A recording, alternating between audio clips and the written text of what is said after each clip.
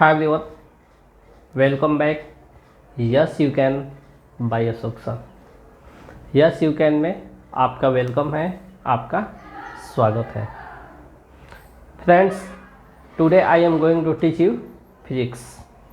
Physics में आज हम लोग बहुत ही इम्पोर्टेंट क्वेश्चन आंसर को करेंगे, जिसमें आपका कुछ सब्जेक्टिव और कुछ ऑब्जेक्टिव क्वेश्चन होगा, जो आपके विभिन्न एग्ज़ाम्स के लिए, चाहे वो बोर्ड्स का एग्ज़ाम हो या कोई कॉम्पिटिटिव एग्ज़ाम हो, हर एग्ज़ाम के लिए बेहद ज़रूरी है।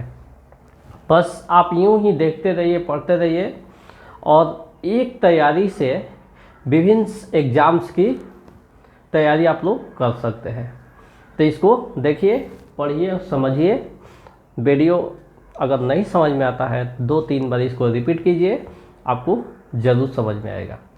और एक ही तैयारी से कई परीक्षाओं को आप लोग फाइट कर सकते हैं और अव्वल नंबर ला सकते हैं।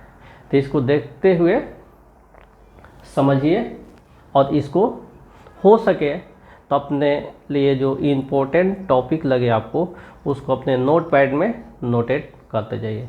तो फर्स्ट ऑफ ऑल फ्रेंड्स, हम लोग ऑब्जेक्टिव क्वेश्चन को देखते हैं। तो फर्स्ट क्वेश्चन हमारा है, तार का विशिष्ट प्रतिरोध निर्भर करता है। तार का विशिष्ट प्रतिरोध किस पर निर्भर करता है? तो तार के पदार्थ पर होता है। तार का जो मटेरियल होता है, पदार्थ होता है, उसी पर उसका विशिष्ट प्रतिरोध डिपेंड करता है, निर्भर करता है। सेकेंड क्वेश्चन है, घर में विद्युत आपूर्ति की जाती है। घर में यानी घरों में,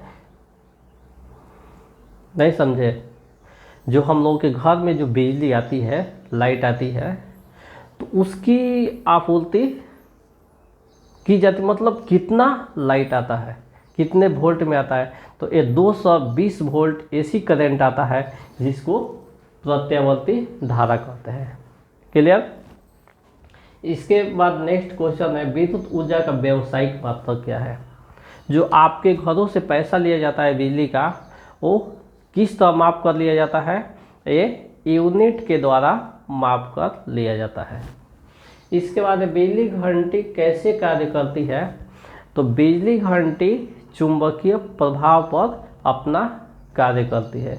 जो बेल आइकन दरवाजे पर नहीं लगाया जाता है, कोई आता है, बजाता है, क्लिंग क्लिंग की आवाज़ उस रूम में सुनाई देती है जहाँ पर लोग बैठे रहते हैं। वहाँ बेल लगा होता है और दरवाजे के पास उसका स्विच रहता है, बटन रहता है। तो एक इस पर कार्य करती है, चुंबकीय प्रभाव पर काम करती है। तो इसको आप लोग फिल्म सीरियल में देखे होंगे, इस तरह से आप समझ सकते हैं। इसके बाद है, सेल के विद्युत वाहक बल का मात्रक है। सेल के विद्युत वाहक बल का मात्रक क्या है? तो वोल्ट है। वोल्ट द्वारा सेल के विद्युत वाहक बल को हम लोग मापते हैं। इसके बाद नेक्स्ट क्वेश्चन है, आवेश का एसआई मात्रक क्या होता है? तो आवेश का एसआई मात्रक कूलम्ब होता है। क्या होता है? कूलम्ब होता है।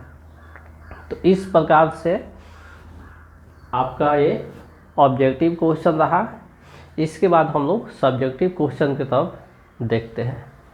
तो सब्जेक्टिव क्वेश्चन में पहला क्वेश्चन है, तारे टिमटिमाते हुए नजर आते हैं, क्यों? जब नाइट में, रात में हम लोग अपने रूम से बाहर निकलते हैं, अपने घरों से बाहर निकलते हैं, या सीढ़ियों के द्वारा जब छत पर हम जाते हैं, या छत पर सोए रहते हैं, बैठे रहते हैं, तो आकाश की तरफ देखते हैं। तो आकाश की तरफ देखने से तारे झिलमिलाते हुए नजर आते हैं, टिमटिमाते हुए नजर।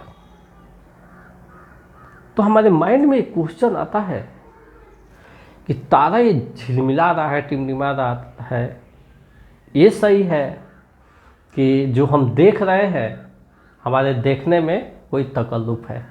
तो आइए इस प्रॉब्लम का सॉल्यूशन पाते हैं हम लोग। चूँकि तारे पृथ्वी से काफ़ी दूर होते हैं तथा उनसे प्रकाश निकलता रहता है। चूँकि तारे पृथ्वी से काफ़ी दूरी पर होते हैं, बहुत दूर होते हैं, और तारे क्या करते हैं? प्रकाश का उत्सर्जन करते हैं उनसे प्रकाश निकलता रहता है। वायुमंडलीय अपवर्तन कारण उनकी आभासी स्थिति उसकी वास्तविक स्थिति से ऊपर दिखाई देती है। वायुमंडलीय अपवर्तन, वायुमंडल में जो अपवर्तन होता है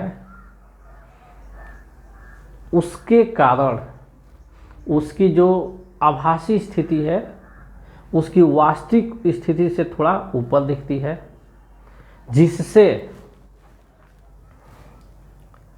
तारे टिमटिमाते हुए नजर आते हैं। वास्तविक और आभासी स्थिति हमेशा चेंज होते रहती है। हम देखते हैं पॉइंट बनाकर, लेकिन उसकी स्थिति चेंज लगातार होते रहने के कारण तारे हमें क्या होते हैं, टिमटिमाते हुए दिखते हैं, नजर आते हैं। तो ये क्वेश्चन आप लोग समझ चुके होंगे, तो इसको एक दो बार देखिएगा तो क्लियर हो जाएगा। इसके बाद से नेक्स्ट क्वेश्चन हमारा होगा, आकाश का रंग नीला दिखता है। पढ़ते हैं आप लोग, द स्काई इज ब्लू, आकाश नीला होता है। तो नीला दिखता है, ऐसा क्यों होता है? आइए, जब सूर्य प्रकाश वायुमंडल से होते हुए पृथ्वी तक आता है, जब श्वेत प्रकाश यानी सूर्य का प्रकाश वायुमंडल से होते हुए पृथ्वी तक पहुंचता है, तो उसको बहुत सारी प्रॉब्लम्स को फाइट करते हुए आना पड़ता है।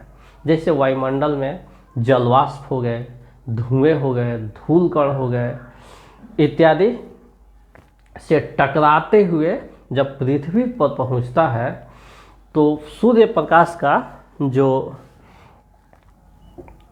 नीला कलर होता है, तो नीला कलर का रंग का उस धूल कण, जलवाष्प इत्यादि द्वारा प्रकीर्णन काफ़ी तेज़ी से होता है। यानी नीले कलर का जो प्रकीर्णन है, प्रकीर्णन दैट इज फैलाव वो काफ़ी तेज़ी से फैलता है। और जब हम स्काई की तरफ देखते हैं, आकाश की तरफ, तो वही नीला कलर हमारे आँखों में आता है और हमें आकाश नीला दिखाई देता है। तो आप लोग इसे समझ चुके होंगे, तो आप लोग इसको देखते रहिए, पढ़ते रहिए। यदि आप हमारे चैनल पर नए आए हैं तो सब्सक्राइब बटन को प्रेस कर बेल आइकन को भी प्रेस कर लीजिए, ताकि हर नोटिफिकेशन आपको टाइम पर मिलता रहे। और इससे आपसे संबंधित अगर कोई और स्टूडेंट्स हो जो अपने विभिन्न एग्ज़ाम्स की तैयारी कर रहे हो, विशेष रूप से मैट्रिक बोर्ड की या कॉम्पिटेटिव की, उनको भी बताइए कि यूट्यूब पर yes you can buy Ashok sir एक चैनल है, इसको आप लोग सर्च कीजिए और वहाँ जाकर जब वीडियो शुरू होता है तो इसके जो सब्जेक्टिव क्वेश्चन है इसके नीचे आपको रेड कलर में सब्सक्राइब बटन होगा, उसके प्रेस कर लीजिएगा तो, और बेल आइकन को साथ में दबा लीजिएगा, तो हर नोटिफिकेशन यानी जितना यहाँ पढ़ाया जाएगा सबसे पहले आप तक पहुँचेगा और आप यूं ही घर बैठे आसानी से अपनी तैयारी कर लेंगे। अब कुछ दिनों के बाद से आप ही के फ्रेंड कहेंगे, अरे आकाश नीला क्यों दिखता है? नहीं जानते हैं, सब जानते हैं। अब सुने, अरे हम तो देखते ही नहीं, आप कोचिंग वोचिंग कोई नहीं जाते हैं, अब घर बैठे तैयारी कैसे कर लेते हैं? नहीं जानते हैं, एक चैनल आया है yes you can buy Ashok sir, ऐसा चैनल है कि पहली बार यूट्यूब पर हम लोग को मिला है जो कंप्लीट स्टडी पैकेज हमको मिलता है, और साइंस, इंग्लिश और जीएस तो कमाल का सर पढ़ाते हैं। ठीक है, तो इसको देखते रहिए, पढ़ते रहिए। That's all.